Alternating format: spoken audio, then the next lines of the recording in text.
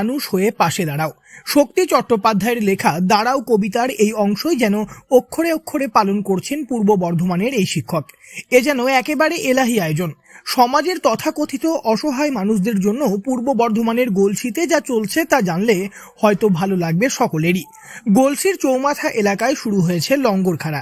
নাম দেওয়া হয়েছে রবিবারের লঙ্গরখানা। পিছিয়ে পড়া অসহায় মানুষদের মুখে অন্ন তুলে দিতে নেওয়া হয়েছে এই উদ্যোগ। 1 বছর আগে গলসির বাসিন্দা পেশায় শিক্ষক ফিরোজ আলী কাঞ্চন এই রবিবারের লঙ্গরখানা শুরু করেছিলেন। সেই থেকে এখনো পর্যন্ত চলছে সেই লঙ্গরখানা।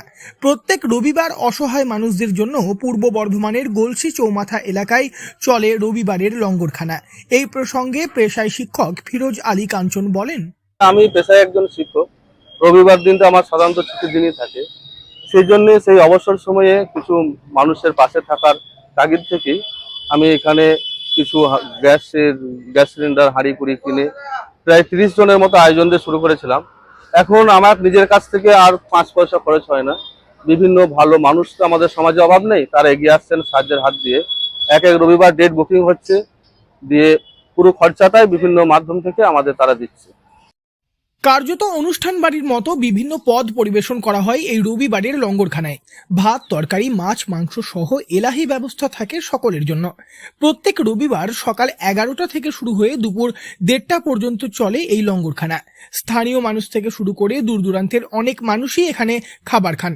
সাধারণ মানুষকে খাবার খাওয়ানোর জন্য এখানে বেঞ্চ টেবিলের ব্যবস্থাও রয়েছে। 1 বছর আগে শিক্ষক ফিরোজ আলী কাঞ্চনের উদ্যোগে এই লঙ্গরখানা শুরু হলেও বর্তমানে পরিচালনায় রয়েছে আমরা সকলে বলতে এখন স্থানীয় মানুষ থেকে শুরু করে দূর দূরান্তের বহু মানুষ এই লঙ্গরখানার পরিচালনার কাজে সাহায্য করেন। আর্থিক সাহায্য থেকে শুরু করে খাবার খাওয়ানোর মতো বিভিন্ন কাজে এগিয়ে আসেন অনেকেই। গলসি চৌমাথা এলাকার স্থানীয় বাসিন্দা অসীম পাল এই বিষয়ে জানিয়েছেন, আমার গলসিতেই বাড়ি। আমি এইখানে একটা আমার চায়ের দোকান আছে। এই যে মানে খেজুর গ্রামের যে সব ছেলে কাঞ্চন মাস্টার এরা সব যে এই উদ্যোগটা নিয়েছে, খুব ভালো উদ্যোগ নিয়েছে বলেন তো। প্রতি রবিবার 100-150 ওপর লোক এরা আমরা খুব সবাই আনন্দিত। আমি কেন, সবাই আনন্দিত এরা। শিক্ষক ফিরোজ আলী কাঞ্চনের কথায় ধারাবাহিকভাবে এই রবিবারের লঙ্গরখানা তারা চালিয়ে যাবেন। এই লঙ্গরখানাকে আগামী দিনে আরো বড় করার পরিকল্পনা রয়েছে।